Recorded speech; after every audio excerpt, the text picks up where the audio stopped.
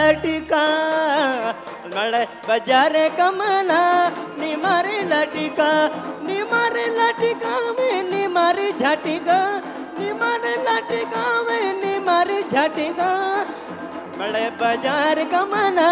Ladies and gentlemen, can we have a big round of applause for them? बजार कमला नी मारी लटिका में नी मारी झटिका नी मारी लटिका में नी मारी झटिका बड़े बाजार कमला नी मारी लटिका बड़े बाजार कमला नी मारी लटिका नी मारी लटिका नी मारी लटिका नी मारी लटिका.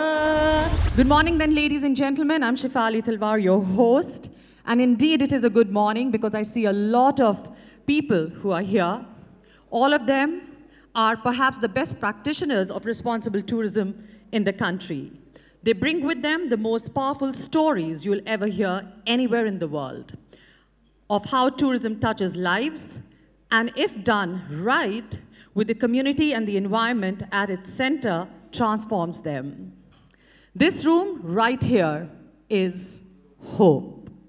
As we step into 2017, a year that has been declared the year of the Sustainable Tourism for Development by the United Nations, it's our honor and pleasure to have all of you here today. Now, tourism contributes 5% of global carbon dioxide emissions. 75% of tourism sector emissions is because of transport, mainly because of aviation. 40% of all tourism emissions is because of aviation. This is one thing which really strikes me as a very curious thing, because in India, we have a very long coastline. We have wonderful rivers, and yet we have so little is invested in sailing, which is one of the most environmentally friendly forms of transport. Now, it's wonderful to think of, small, sustainable tourism facilities. But if the person who's going to make use of that facility flies across the world to come there, then already, the footprint of that traveler is huge. Today, we are seeing the impacts of greenhouse gas emissions that occurred 20 years ago. So the emissions of today will actually impact on the world's climate 20 years from now. It's not even if the whole world system were to come to a complete grinding halt today, the breakup of the Antarctic ice sheets would continue. The Arctic, again, would continue to be in the state of massive collapse that we see today. So that's one aspect of it, the ways in which tourism is impacting climate change. But how will climate change affect tourism? To many, it will seem surprising to think that climate could affect tourism at all, because we tend to think of climate change affecting polar bears and farmers and fishermen. But tourism is a profoundly climate-dependent industry. In this sense, it's no different from agriculture. Why? Because tourists like good weather. No tourist is going to go somewhere to spend money to be uncomfortable. And I think it's very, very important for all of us to get out of our comfort zones and look at ourselves and our businesses and what we do and what we celebrate. I have been in a few conferences and meetings where responsible tourism has been in the limelight. And I can tell you that most of the time, I felt extremely disillusioned about the way we handle or we look at responsible tourism. All of us in the tourism business need to introspect quite a bit about the responsibility and about these terms which we bandy about quite carelessly. What responsible tourism today, the whole movement, initiative of responsible tourism, really needs is mainstreaming, which means that you can't leave people out. It's not about isolated small experiments. It's about all of us collectively looking at this whole process of tourism and taking hard decisions, decisions which will affect all of us, decisions which cannot be left to to the individual commitment of a businessman. Responsible tourism is in fact becoming more mainstream. There's no question about that. But the problem is that with that mainstreaming is coming more greenwashing. We need to be really careful of the people who talk about it and don't do it. There's a kind of experience inflation going on. People have shorter holidays, but they want more intense experiences from those holidays. One of the challenges, I think, is to find ways in which more people can enjoy their own environments. What we're beginning to call over-tourism, and that's an increasing problem. I've seen it this year in Seoul, in Venice, in Barcelona, obviously in the Welsh uplands. It's happening in lots and lots of places. I think this is going to be one of the big issues that we have to face. People rebelling against being over-visited by too many tourists. Well, I can't tell from the star system and certification which hotel in a water-stressed area has the best performance on water. But that, as a consumer, is what I want to know. The certification system doesn't tell me that. So what we need to see is more transparent reporting. We do not have a framework in this country about whether we call it responsible tourism or sustainable tourism. There has not been any effort from government side to come up with any framework of what is this sustainability all about. It is left to be, what is interpreted and applied as per what people think is suiting their needs. Stories is what people actually want when they are on a holiday. How do they collect stories? How do they actually be a part of stories? And we've realized, and this is very strange, correct? Because we're a bunch of city-bred people, is villages are the perfect ecosystem for story creation. Villages offer so many things, platforms, be it food, be it landscapes, be it in terms of culture, be it in terms of biodiversity, be it in terms of just being disconnected. They offer the best platform. As practitioners who are involved in sustainable tourism or responsible tourism, is we tend to be very overprotective of the communities that we work with. Hence, when any person calls us, we first drive them away. Sorry, sir, alcohol is not allowed. Sorry, you have to be dressed in a perfect form. Sorry, you need to sleep in at a particular time. There's a lot of things we do in order to drive tourists away. The main person in all of this is the tourist. If we can make them within simple parameters, the most important clientele, more people tend to come in, and hence more villagers tend to benefit. Let us give people an incentive to share the unique language that they have. First thing that they have is pride.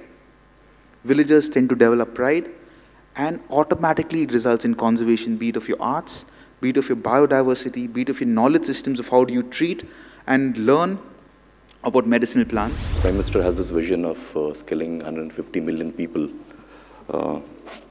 across the country. He wants to make it the skill capital of the world.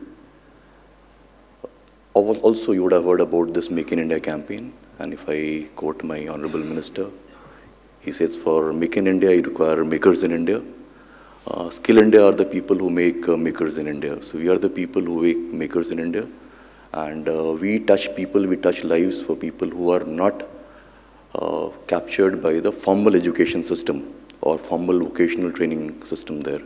So people who are marginals, who have left out from the ecosystem of the education there, we want to bring them in the mainstream there. We also have a dedicated sector for tourism and hospitality. It's called Tourism and Hospitality Sector Skill Council, which is an industry body. It engages with the industry. It defines courses, it builds content. It also does the skill gap study for us, where we can bridge the demand and supply. So why do you think sustainability is important to TUI? Well, clearly our investors, our colleagues, and most importantly our customers believe that we need to, as the number one, be leading the way in terms of practices which are seen to be sustainable. And I think if we look back when it was seen to be a differentiator some years ago, it's no longer a differentiator. We don't believe sustainability is a differentiator. It's a hygiene factor. And rather than being rewarded for adopting sustainable practices, in the very, very near future, we think that we will be punished for not adopting sustainable practices. Obviously, a company of our size, the other area that we're looking at is just the local economic contribution that we can make within our hotels. because there's often been criticism about the growth of all-inclusive hotels, and the all-inclusive hotels are these huge compounds where people just eat and drink, until they can't move, and no one outside of these hotels actually benefit at all. We would never have thought that in 2009, when the Copenhagen Climate Summit collapsed, that in little more than 5 years after that, we'd have the Paris Climate Agreement, we'd have the UN Sustainable Development Goals all in place for us all to work towards. There is a huge opportunity for us to look at initiatives, whether we're tiny businesses or whether we're huge businesses, that can benefit the environment, that can benefit the local communities, and that can benefit economically within the whole of the value chain. And 2017 being the UN International Year of Sustainable Tourism, I think it's very important that we all get behind this and all really work together to make a big difference. Look, I'm not any expert on responsible tourism, but I'm here primarily because as TripAdvisor, we've done a couple of things recently that can be considered significant initiatives towards in the space of responsible tourism. And we can talk about these two initiatives as we dive deeper into them, but essentially they are around the space of promoting animal welfare standards in the global attractions industry. And the other set of initiatives is towards promoting sustainable accommodation. So we have a global program that is essentially identifies and makes it easier for travelers to find accommodations that are practicing sustainable tourism. In India, there are a couple of organizations that do certification, and frankly, I don't think the benchmark is high enough at all, actually. Water, for instance, in grey areas, water should be very, very, very precious because it affects the local community, it affects the wildlife. And wood collection is another thing where it's illegal wood, so they're actually taking the wood from protected national parks and tiger reserves. And I think if people do that, they shouldn't be certified. We developed something called the Kerala Responsible Tourism Classification Criteria, which is based on the Global Sustainable Tourism Concern Criteria, where we try to adopt a very transparent process, where the hotel industry, this is basically for the hotel industry, where the hotels can actually know what the points they get and what part they need to improve. So that's the way we bring up this criteria. And the tourism policy says that we would now be linking all the incentives given to the accommodation sector based on responsible tourism classifications so that the industry will own it. But surprisingly, what has happened is that during the morning session, our principal secretary was telling the industry has owned it. Before starting responsible tourism initiatives in Kerala, we have various types of agitations, some types of movements against tourism by the local community in Kerala in various destinations. That means Kerala responsible tourism is the result of some types of agitation made by local community against unethical and unscientific development of tourism. Everybody is talking about responsible tourism and sustainable tourism. But I think everybody has inherited the destinations, and here we have created the destination out of nothing. This is where our story began. 300 millimeter of rainfall, at least hardly 7 days of rainfall.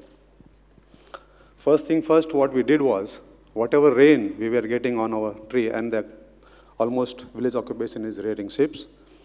First thing first, what we did was, we collected the rainwater, whatever we were getting at the farm. We started planting indigenous trees, which will attract birds and fruits. This was done by the local farmer there, the stone breaking ceremony from the local farmer. Everything was built by the local people, artisans, no architecture, no engineer. Everything was constructed by the local people. And last year, 15-16 year, all these 328 farmers received 7 lakh tourists, generating 18 crore rupees of business to 328 families. We are making handmade paper out of elephant dung. This green venture is supporting our environment, animal, and society. We do not cut the tree for paper making like regular paper. Paper mills are cutting around 467 trees for a ton of paper. In this way, we are not lasting only forest, but also natural resources. Entire state is full of forest, jungles. It's about 44% of forest is there in the state. We are promoting eco-ethnotourism from the starting of the inception of the state in 2000. And the first thing which we started in the problems which we faced and we worked on that was solar energy. Solar energy because you can't have electricity everywhere in the jungles. So that was the one initiative which we took, and every property of the tourism board, it has got a solar energy. All the resorts which we run, they are manned by people from those areas, local areas. Like in Chitrakoot, we have all those Dandami Marias, which they are working with us. All local boys, every area we've got tribals in the entire state, and we give employment to them only. And I would like to see culture as a luxury which you present within its own context. I think that is what makes the whole package presentable. It's like the experience I have had that when I organize a handicraft art with the craftspeople working, demonstrating their skills, in the middle of a garden full of trees, I don't need fancy packaging. I can tell them to wrap their goods in the local newspaper, but the whole atmosphere becomes a packaging. You sell your cultural product by showing how it's made. We're looking at promoting a cultural tourism, but the tourists want to see certain aspects of that culture which is good for them. You know, oh wow, look at the way they live, and or the farming and blah, blah, blah. But I mean, the culture is much more than just handicrafts. It's much more than, you know, the farming practices. It's about a way of life. And if you're going to just appreciate certain aspects of their life and then shun the others and say, but we want a flush toilet here, but we don't want a dry composting toilet, then I feel then tourism just becomes a double-edged sword, and then that's just going to impact the ecology of the region. We used to talk a lot about responsible tourism, and then I realized I'm actually pushing people away from my business. I talk about authentic experiences. I talk about the immersion, the cultural immersion they get. In our marketing tools, especially, we talk a lot about meaningful experiences. You know what, we are a media company, and as a media company, our role begins and ends with amplification of what we are trying to do. So therefore, we will continuously keep trying to thrive to amplify this concept of responsible tourism beyond the boundaries of this room. For the last 1 year, the entire team of people who have been working on this project has been continuously trying to identify practitioners around the country, has been trying to reach out to different stakeholders, and they have been able to actually bring in a lot of new people interested into what we were doing. They got to know more about what we are trying to achieve, and today what you see here is just the beginning, is the belief that I have. With the awards, what we are also trying to do is recognize people who are valued in the international and global community through the World Responsible Tourism Awards.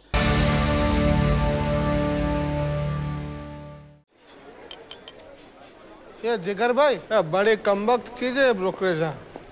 धंधे में करता है बहुत discourage. ये भाई आसान नहीं है करना मैनेज। एक सेकंड, क्या आप लोगों ने कभी नहीं लिया हैप्पी आवर का एडवांटेज? मगर भाई happy hour. Introducing Kotak Securities Happy Hour, discounted brokerage from 1 p.m. to 2 p.m. 50%? Kotak Securities, no agar, no magar, just jigar. Investments in security markets are subject to market risks. Read all related documents carefully before investing. 12 साल मैंने क्या-क्या नहीं किया है free pizza के लिए, लेकिन तुम लोग हमेशा टाइम पे। लगता है मेरा फ्री पिज्जा का सपना आज पूरा कर दिया ना सर। मोबाइल ऐप के हर ऑर्डर पर फ्री पिज्जा मिलता है। डोमिनोज के मोबाइल साइट या ऐप से किए हर ऑर्डर पर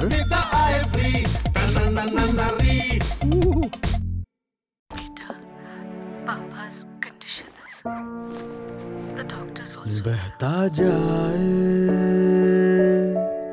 वक्त ये रुक न पाए, रास्ता भूला जो तू, रिश्ते कैसे भुलाए।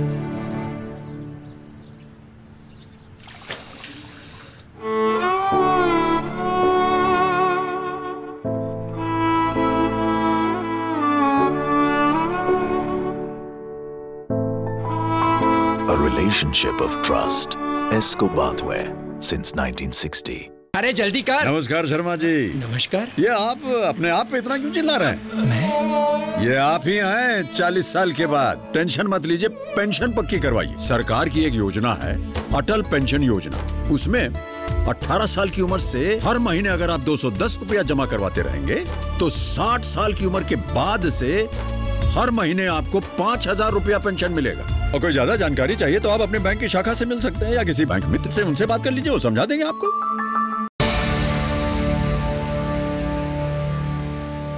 And the silver award goes to Devalokam Kerala Homestay. Can we have a big round of applause for them?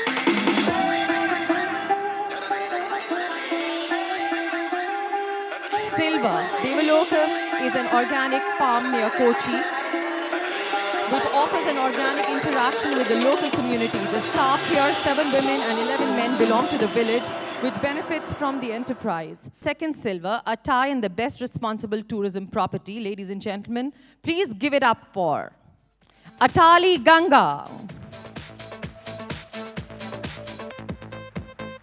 The Aquaterra Alternative Lifestyle Initiative, or Atali Ganga. And the winner of the silver award in this category goes to Madras Crocodile Bank Trust and Center for Herpetology, MCBT. I'd like to invite on stage Zai Whitaker to come and receive the award, please. Ma'am.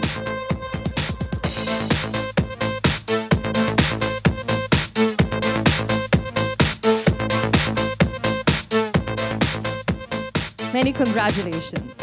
And the Gold Award for Best Wildlife Conservation goes to, ladies and gentlemen, Snow Leopard Conservancy, India Trust. The judges indeed were very impressed by its Himalayan Homestay Initiative, which creates livelihoods for local people, offsetting and compensating livestock. And we already have with us Sevang Namgale on stage to receive the award.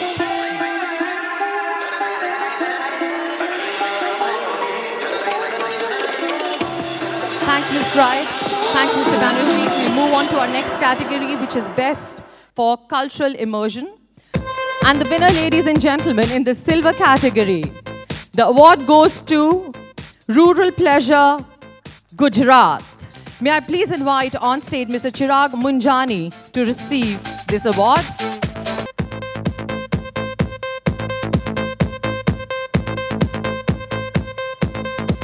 And the Gold Award, ladies and gentlemen, for the category goes to Blue Yonder. We already have on stage Mr. Gopinath Parayal to receive the award. Many, many, many congratulations to you.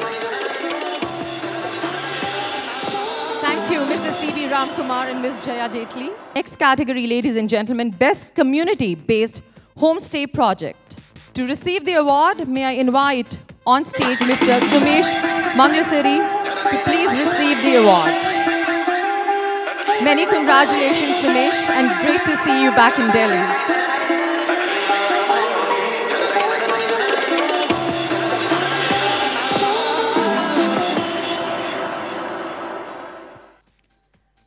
And now, ladies and gentlemen, the Gold Award for the Best Community-Based Homestay Project goes to Bigstang Heritage Farmhouse, also in Sikkim. Please join me in welcoming on stage Deiki Getso and take a look at the AV, please.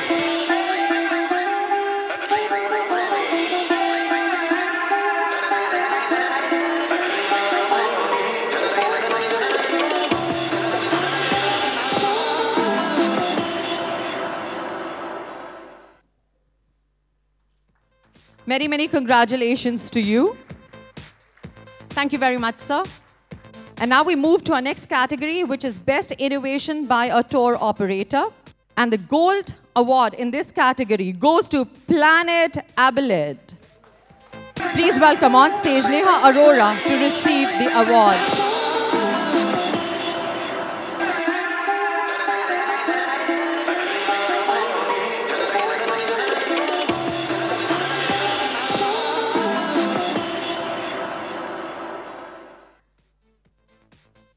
Congratulations, Neha. Well done. What an initiative. Best Built Heritage Conservation. Gold Award goes to Arco Iris Goa.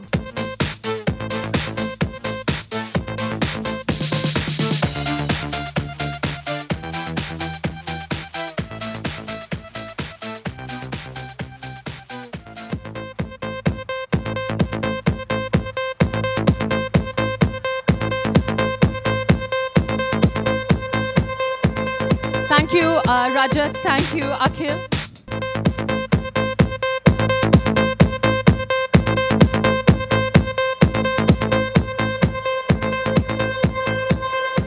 And Neha Arora of Planet Abled on stage too to receive this fantastic award. There are 2 awards here. Devang, you can be in the picture since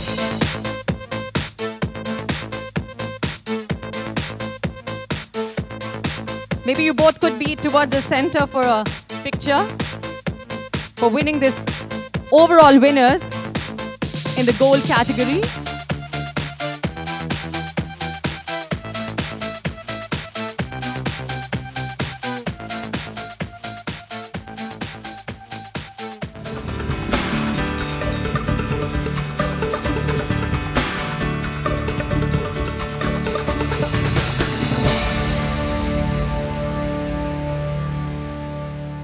जिगर भाई रोज खरीदो रोज बेचो share धंधे में है दम। अगर भाई वक्त पे फंड पड़ता है शॉर्ट और शेयर आते हैं कम। करेक्ट मगर भाई। सर जब सुपर मल्टीपल का है 7 तब पक्का बनेगी ना आपकी बात। Introducing Kotak Securities Super Multiple.